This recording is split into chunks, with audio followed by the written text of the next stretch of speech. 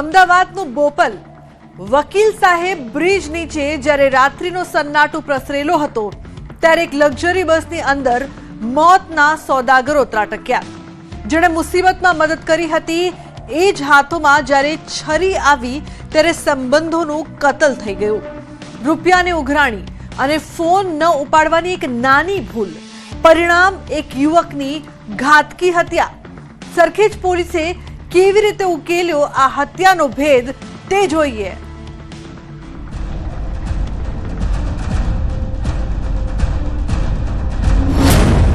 Death at Bopal. 2 lakh માટે મિત્રની હત્યા. મંગળવારની એક આડી રાત અમદાવાદના સાઉથ બોપલના એપલવુડ પાસે રહેતો 25 વર્ષીય શિવ કલાસુઆ વકીલ સાહેબ બ્રિજ નીચે એક બંધ લક્ઝરી બસમાં પોતાના મિત્રો સાથે બેઠો હતો. તેને ક્યાં ખબર હતી કે એક ફોન કોલ તેને મોતની જાળમાં ખેંચી જશે. દિવાળી સમયે શિવાએ પોતાના જ મિત્ર સુનિલ પાસેથી 2 લાખ રૂપિયા ઉછીના લીધા હતા. પણ જ્યારે સુનિલને પોતાના પરિવારની બીમારી માટે પૈસાની જરૂર પડી ત્યારે શિવાએ ફોન ઉપાડવાનું બંધ કરી દીધું. આ જ ઇગ્નોરન્સ સુનિલના મગજમાં ક્રોધનો લાવા બનીને ફાટ્યો. વિશ્વાસઘાત અને વસૂલીનો ખૂની ખેલ. જે મરણ જનાર છે શિવ કરીને છે, ડુંગરપુરનો છે અને અહીંયા નોકરી કરે છે, નાની મોટી ઘરઘાટીનું કામ કરે છે. એમણે જે આરોપી છે સુનિલ, એની પાસેથી ગઈ દિવાળી વખતે 2 લાખ રૂપિયા ઉછીના લીધેલા હતા. ત્યાર પછી જે આરોપી છે એ અવારનવાર પૈસા માટે ઉઘરાણી કરતો હતો, પરંતુ આ જે મરણ જનાર છે ફોન ઉઠાવતો ન હતો. એક તરફ રૂપિયાની ઉઘરાણી અને બીજી તરફ શિવાએ ફોન ન ઉપાડ્યો ત્યારે સુનિલે પરોક્ષ રીતે ઝાડ બિછાવી શિવાના મિત્ર નારણ પાસે ફોન કરાવ્યો અને તેનું લોકેશન મેળવ્યું. નંબર પ્લેટ વગરના એક્ટિવા પર સુનિલ પોતાના સાગરીતો સાથે વકીલ બ્રિજ નીચે પહોંચ્યો. બસમાંથી શિવાને નીચે ઉતાર્યો. ગાડાગાડી થઈ અને જોતામાં વાત વણસી ગઈ. સાગરીતોએ શિવાને પકડી રાખ્યો. સુનિલે પોતાના ખિસ્સામાંથી ધારદાર ચાકુ કાઢીને એક પછી એક 3 ઘા ઝીંકી દીધા. લોહીલુહાણ હાલતમાં શિવા રસ્તા ઉપર પટકાયો અને હોસ્પિટલ પહોંચે તે પહેલા જ તેના પ્રાણ પંખીરું ઉડી ગયા.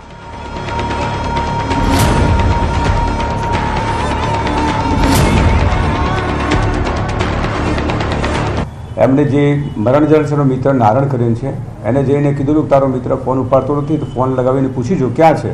તો એના મિત્રએ ફોન કરીને પૂછ્યું તો એ વકીલ બ્રિજ નીચે બેસેલ હોવાનું જણાવ્યું.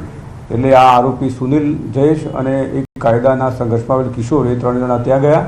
ત્યાં બસમાં બેઠેલો હતો. લક્ઝરી બસમાં નીચે ઉતરી અને બંને વચ્ચે બોલાચાલી થઈ, પછી મારામારી થઈ.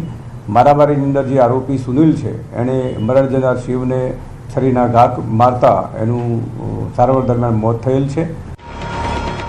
જુઓ આ ચહેરાઓ. લાલ શર્ટમાં નકાબ પાછળ છુપાયેલો સુનિલ ખોખરિયા, જેના પર અગાઉ લૂંટ અને મારામારીના 5 ગુના નોંધાયેલા છે. તેની સાથે છે જયેશ બાલાઈ, જે મોલમાં સફાઈ કામ કરે છે પણ ગુનાખોરીમાં માહિર છે. આ બંને આરોપીઓનો ઇતિહાસ લોહિયાળ છે. સરખેજ પોલીસે ગણતરીના કલાકોમાં આ ક્રાઇમ પાર્ટનર્સને જેલના સળિયા પાછળ ધકેલી દીધા છે. જો કે આ ગુનામાં સામેલ એક સગીર હજુ પણ ફરાર છે, જેની પોલીસ શોધખોળ કરી રહી છે. તો જે સુનિલ લક્ષ્મણભાઈ ખોખરિયા છે એના વિરુદ્ધમાં જુદા જુદા પોલીસ સ્ટેશનોમાં મારામારીના અને લૂંટનો એમ કરીને 5 ગુના દાખલ થયેલા છે. જે એની સાથે જયેશ છે એને વિરુદ્ધમાં 3 ગુના દાખલ થયેલા છે. સુનિલ છે એ મેડિલિંક કરીને એક હોસ્પિટલ છે શામલ ખાતે, એમાં કેરટેકરનું કામ કરે છે. જે હવે સહઆરોપી જયેશ છે એ પેલેડિયમ મોલ છે ત્યાં સફાઈનું કામકાજ કરે છે. પોલીસ તપાસ મુજબ મૃતક શિવા વિરુદ્ધ પણ 4 ગુના નોંધાયેલા છે. ત્યારે આરોપી સુનિલે મૃતક શિવાને 2 લાખ આપ્યા હતા, જે તે પરત નહોતો આપતો. સુનિલના વતનમાં કોઈ બીમાર હોવાથી તેને રૂપિયાની તાતી જરૂર ઊભી થઈ અને તેણે ફોન લગાવ્યો શિવાને, પરંતુ શિવા ના તો તેનો ફોન રિસીવ કરતો હતો કે રૂપિયા આપવા માટે તૈયારી બતાવતો હતો. અને આ જ વાત શિવાના મોતનું કારણ બની. એક ફોન કોલ, એક અધૂરું દેવું અને એક જીવનો અંત. આ કેસ ફરી યાદ અપાવી છે કે વિવાદનો રસ્તો હિંસા નહીં કાયદો છે. રૂપિયાની ઉઘરાણીએ વર્ષોની મિત્રતાનો લોહીલુહાણ અંત આણ્યો છે. હત્યારો સુનિલ અને તેનો સાથી હવે કાયદાના સકંજામાં છે. સમગ્ર મામલે સરખેજ પોલીસે તપાસનો ધમધમાટ તેજ કર્યો છે.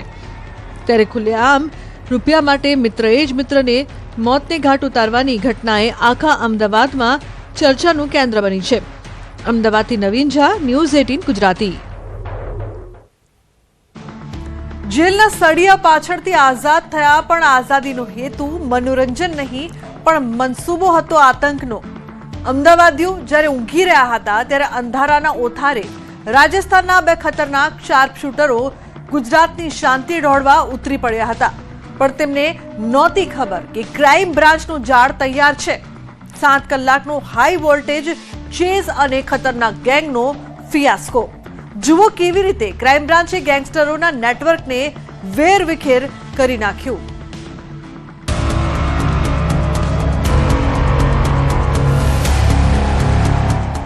સમય સવારના 4 વાગ્યાની આસપાસનો. સ્થળ ઇસ્કોન 4 રસ્તા. અમદાવાદ જ્યારે ગાઢ નિદ્રામાં હતું ત્યારે ક્રાઇમ બ્રાન્ચના ગનમેન લોડેડ રિવોલ્વર સાથે શ્વાસ રોકીને ઊભા હતા. બાતમી પાકી હતી. રાજસ્થાનના કોટામાં જેના નામનો સિક્કો પડે છે એ અમન બચ્ચા ગેંગના 2 ખૂંખાર શાર્પ શૂટરો ગુજરાતમાં એન્ટ્રી કરી ચૂક્યા છે. વાસણાથી શરૂ થયેલો આ ખતરનાક પીછો ઇસ્કોન 4 રસ્તા પર આવીને અટક્યો. 7 કલાક સુધી ક્રાઇમ બ્રાન્ચ અને ગેંગસ્ટરો વચ્ચે ચાલી માઇન્ડ ગેમ અને અંતે ખાખીના મજબૂત હાથે બંને ગેંગસ્ટરોને સકંજામાં લઈ લીધા. 7 કલાકનું ઓપરેશન, 2 શાર્પ શૂટર દબોચાયા. સવાર અર્લી મોર્નિંગની અંદર ક્રાઇમ બ્રાન્ચને એક ઇનપુટ મળેલી કે રાજસ્થાન કોટાના અમન બચ્ચા ગેંગનો મુખ્ય કરતા હરતા મુખ્ય સરગના અમન બચ્ચા પોતાની જે અસામાજિક પ્રવૃત્તિઓ છે એને ચલાવવા માટે અમદાવાદની અંદર આવેલો છે. આ અમન બચ્ચા છે એ અમન બચ્ચા છેલ્લા 6 વર્ષથી રાજસ્થાનના અજમેર ખાતે સ્પેશિયલ જેલની અંદર પોતે જેલમાં હતો. જુઓ આ ચહેરા, જેમાં એક છે અમન ઉર્ફે બચ્ચા, સુહેબ ઉર્ફે ચિંટુ. આ એ જ ચહેરા છે જે સોશિયલ મીડિયા પર હથિયારો સાથે રીલ્સ બનાવીને ખૌફ પેદા કરતા હતા. આ એ જ અમન ઉર્ફે બચ્ચા અને શુહેબ ઉર્ફે ચિંટુ છે જેમના પર હત્યા, ખંડણી અને આર્મ્સ એક્ટના 20થી વધુ ગુના નોંધાયેલા છે. અજમેરની જેલમાં છૂટ્યા પછી આ શાર્પ શૂટરોને લાગ્યું કે ગુજરાત એમના માટે નવું મેદાન બનશે. કુખ્યાત રવિ ગોદારા ગેંગ સાથે જોડાયેલા આ બંને ગુનેગારો અમદાવાદના ડ્રગ્સ, હથિયાર અને ખંડણીનું નેટવર્ક ઊભું કરવા આવ્યા હતા.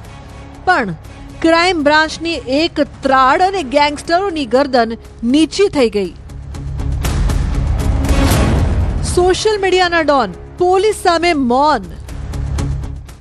રાજસ્થાન, મધ્યપ્રદેશ, પંજાબ, હરિયાણા તમામ રાજ્યોની અંદર આપ જાણો છો તેમ ઘણી બધી એક્ટિવ ગેંગો કામ કરે છે.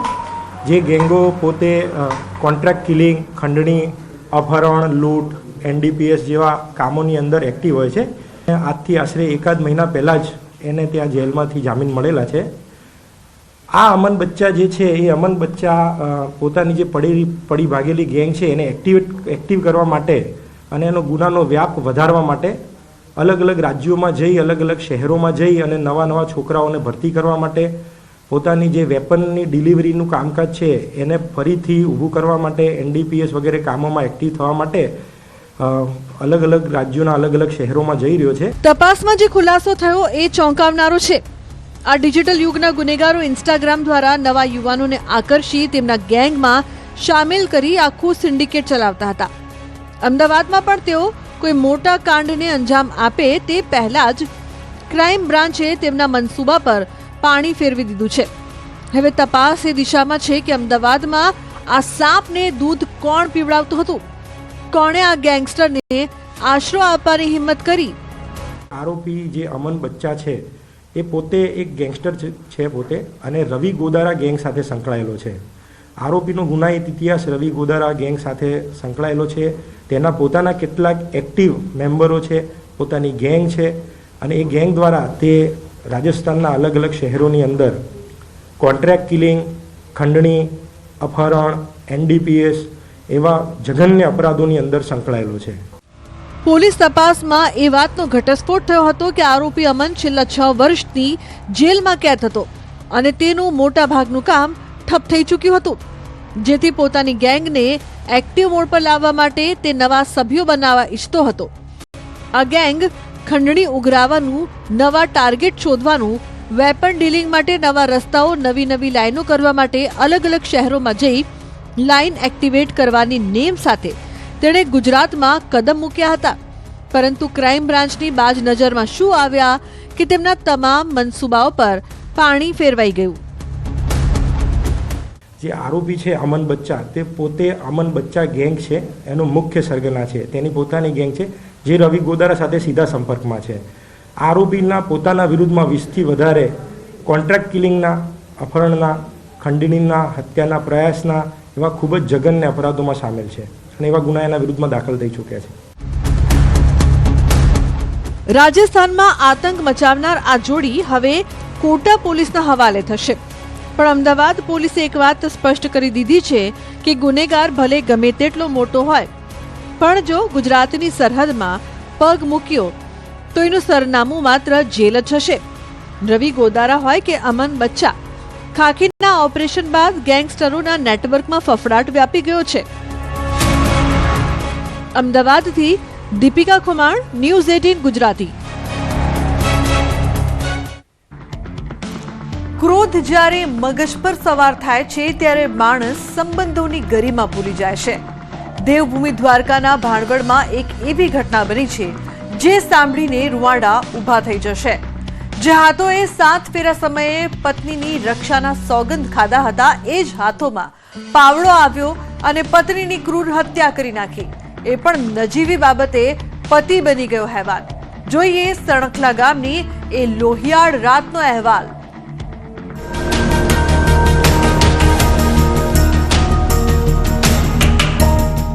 દેવભૂમિ દ્વારકાનું ભાણવડ પંથક અને શાંત ગણાતું સણખલા ગામ 9 ફેબ્રુઆરી 2026ની એ રાત આ ગામ માટે કાળી સાબિત થઈ. વાડી વિસ્તારમાં જ્યારે સીમમાં સોપો પડી ગયો હતો ત્યારે ઘઉંના પાકને પાણી પાવાની બાબતે એક દંપતી વચ્ચે બોલાચાલી શરૂ થઈ. કોઈને કલ્પના પણ નહોતી કે ખેતરમાં વપરાતો પાવડો પત્નીના મોતનું હથિયાર બનશે. 30 વર્ષીય રેખાબહેન ગરવાલને ક્યાં ખબર હતી કે જેની સાથે તે સંસાર માંડીને બેઠી છે એ જ નંદરામ પળભરમાં યમદૂત બની જશે. નજીવી બાબતે પતિ બન્યો જલ્લાદ. તારીખ 9/2/2026ના રોજ ભાનવડ પોલીસ સ્ટેશન વિસ્તારના સણખલા ગામ ખાતે એક હત્યાનો બનાવ બનવા પામેલ હતો. પત્ની રેખા અને પતિ નંદરામ બંને ખેતરમાં કામ કરી રહ્યા હતા કે ત્યાં જ પાણી વાળવા જેવી નજીવી બાબતે બંને વચ્ચે માથાકૂટ શરૂ થઈ કે તુરંત ક્રોધાવેશમાં આવેલા નંદરામે કંઈ પણ વિચાર્યા વગર પોતાની પત્ની રેખાની જિંદગી ટૂંકી કરી દીધી. ઉશ્કેરાયેલા નંદરામે લોખંડના પાવડાનો જોરદાર ઘા રેખાબહેનના માથાના જમણા ભાગે ઝીંકી દીધો. રેખાબહેન ત્યાં જ લોહીલુહાણ હાલતમાં ઢળી પડ્યા. પણ હેવાનિયત અહીં ન અટકી. નંદરામે પત્નીના શરીર પર બીજા પણ ગંભીર ઘા માર્યા. લોહીથી ખરડાયેલા ખેતરમાં રેખાબહેન જીવન મરણ વચ્ચે ઝોલા ખાતા હતા. આ અંગે પોલીસને જાણ કરાતા ખાખીધારીઓની આખી ટીમ તાબડતોબ ઘટના સ્થળે પહોંચી અને રેખાને હોસ્પિટલ ખસેડવામાં આવી. પણ કમનસીબે ડોક્ટરોએ તેને મૃત જાહેર કરી. એક ક્ષણના ગુસ્સાએ 30 વર્ષની મહિલાનો જીવ લીધો અને હસતો રમતો પરિવાર વિખેરાઈ ગયો.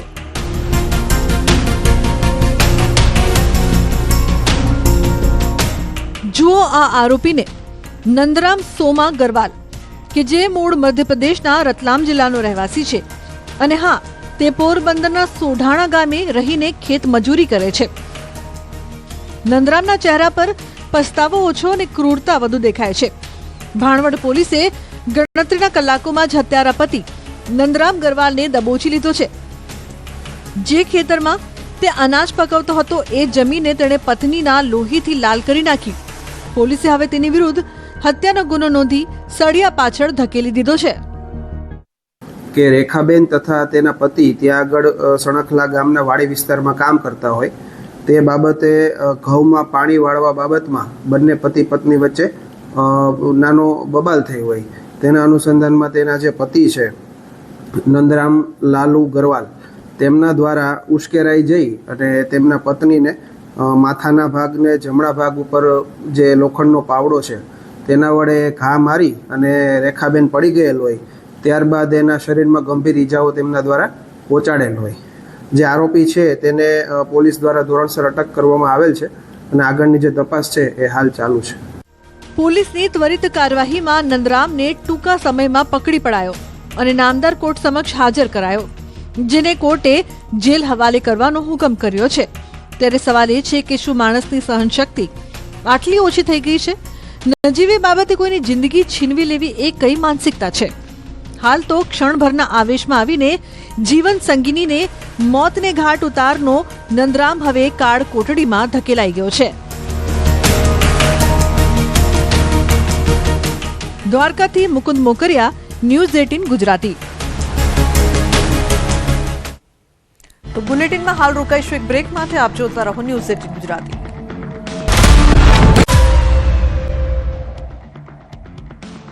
મસાલા સિટી ઊંઝામાં કરોડોનું જીરું ગાયબ અને ડાયરેક્ટર નીકળ્યો કાયદાનો જાણકાર વકીલ.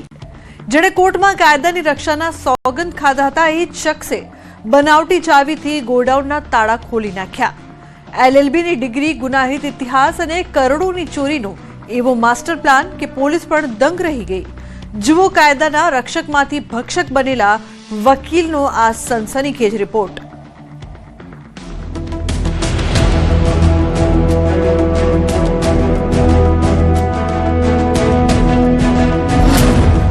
કરોડોનું જીરું ગાયબ, કાયદાનો રક્ષક જ બન્યો ભક્ષક.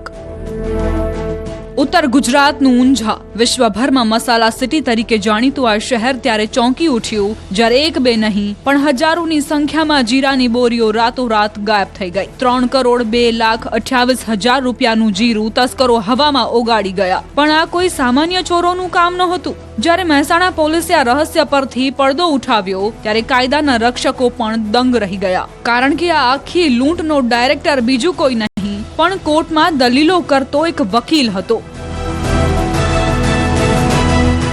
ઉનાવા પાસે આવેલા ખોડિયાર એસ્ટેટના વેરહાઉસ નંબર 13, 14 અને 15 જ્યાં વેપારી રીતેશ શેઠ અને અરવિંદ કુમાર શેઠે જીરું સ્ટોર કર્યું હતું. પણ 12 ડિસેમ્બર 2025 થી 2 જાન્યુઆરી 2026ના ગાળામાં તસ્કરોએ અહીં ખેલ પાડી દીધો. બનાવટી ચાવી બનાવી, લોક ખોલ્યા અને ટ્રક ભરીને જીરું રવાના કરી દીધું. ચોકીદાર પણ અંધારામાં રહ્યો. જ્યારે વેપારીઓએ ગોડાઉન ખોલ્યું ત્યારે પગ નીચેથી જમીન સરકી ગઈ. જ્યારે પણ એ જીરુની નિકાસ કરવાની આવશ્યકતા ઊભી થાય ત્યારે એ લોકો નિકાસ કરી એમનો ધંધો ચલાવતા હતા. ગઈ તારીખ 12/12/2025ના રોજથી 2/1/2026 દરમિયાનમાં આ ગોડાઉન ઉપર એમણે એક ચોકીદાર રાખેલો હતો. એ ચોકીદાર જે ગોડાઉન છે એને સાર સંભાળ રાખતો હતો અને ત્યાં આગળ જીરું ચોરી ન થાય અથવા શટર ન તૂટે કે બીજો કોઈ બનાવ ન બને એના માટે એ આવતો જતો હતો. પરંતુ કેટલાક દિવસથી આ જે ચોકીદાર છે એ ચોકીદાર ત્યાં ફક્ત ગોડાઉનનું લોક બંધ છે એ બંધ હાલતમાં જોઈ અને પોતાની ફરજ ઉપર આવતો નહોતો. LLB થયેલો આરોપી વકીલ ઝડપાયો. મહેસાણા LCB અને ઉનાવા પોલીસે જ્યારે કડીઓ જોડી ત્યારે છેડો પહોંચ્યો ડીસાના મેમણ મોહમ્મદ ઇકરામ સુધી. આ શખ્સ વ્યવસાય વકીલ છે અને પાટણમાં પ્રેક્ટિસ કરે છે. કાયદાની બારીઓ જાણતા આ વકીલે વજાહત ખાન, સાદિક મેમણ અને ગૌરવ પટેલ સાથે મળીને કરોડોના જીરાનો સોદો કરી નાખ્યો. ચોરીનું જીરું ડીસા અને ઊંઝા માર્કેટમાં સસ્તા ભાવે વેચવાનું શરૂ કર્યું અને અહીં જ તેઓ પોલીસના ટ્રેપમાં ફસાઈ ગયા. આ લોકોએ જે ટોળકી છે એને આ જીરુના ગોડાઉનની એક બનાવટી ચાવી બનાવીને એ ગોડાઉન નો લોક ખોલી એમાંથી જીરું જે કોથળાઓમાં ભરેલું હતું એ ટ્રક મારફતે ત્યાંથી એની હેરાફેરી કરેલી અને ડીસા તેમજ ઊંઝા માર્કેટ યાર્ડમાં એને વેચાણ આપેલું. પોલીસે જે વ્યક્તિઓને પકડી પાડ્યા તેમાં મેમણ મોહમ્મદ નઈમ, મેમણ સાદિક ઇબ્રાહિમ લાબડિયા, પઠાણ મોહમ્મદ વસી, ગૌરવ સુરેશભાઈ પટેલ, ગોસી જુમ્મન શહરાબ નામના વ્યક્તિઓને પોલીસે પકડી પાડ્યા છે અને તેઓની પાસેથી એક હકીકતો ઓકાવી. એટલું જ નહીં, મુખ્ય આરોપી એવો મેમણ મોહમ્મદ ઇકરામનો ગુનાહિત ઇતિહાસ પણ બહાર આવ્યો, જેમાં તેની વિરુદ્ધ અગાઉ વડોદરામાં અપહરણનો ગુનો નોંધાયેલો ઉપરાંત હાલોલમાં બળાત્કારનો ગુનો નોંધાયેલો હોવાનું જાણવા મળ્યું છે. પોલીસે આ હાઈ પ્રોફાઇલ ગેંગ પાસેથી 46,65,000 રોકડા અને 11 લાખથી વધુની કિંમતનું 110 બોરી જીરું રિકવર કર્યું છે. 5 આરોપીઓ જેલના સળિયા પાછળ છે, પણ હજુ શાહનવાઝ ઉર્ફે ટીપુ અને ઇમરાન જેવા આરોપીઓ ફરાર છે. કાયદાનો જાણકાર જ્યારે કાયદા સાથે ખેલ ખેલે ત્યારે અંજામ જેલ જ હોય છે. એ મહેસાણા પોલીસે સાબિત કરી દીધું છે અને કરોડોના જીરાની ચોરી કરનારાઓ હવે જેલના સળિયા પાછળ ધકેલાઈ ગયા છે. ઊંઝાની આ જીરાની ચોરી માત્ર એક ચોરી નથી, એ ચેતવણી છે. ગુનેગાર ગમે તેટલો ભણેલો હોય, ગમે તેટલો શાતિર હોય, કાયદાના લાંબા હાથથી બચી નથી શકતો. મહેસાણા પોલીસે આ હાઈ પ્રોફાઇલ ગેંગને કટઘરામાં ઊભી કરી છે અને તપાસ હજી ચાલુ છે. મહેસાણાથી કેતન પટેલ, ન્યૂઝ 18 ગુજરાતી. તો બુલેટિનમાં હાલ બસ આટલું જ. આપ જોતા રહો ન્યૂઝ 18 ગુજરાતી. નમસ્કાર.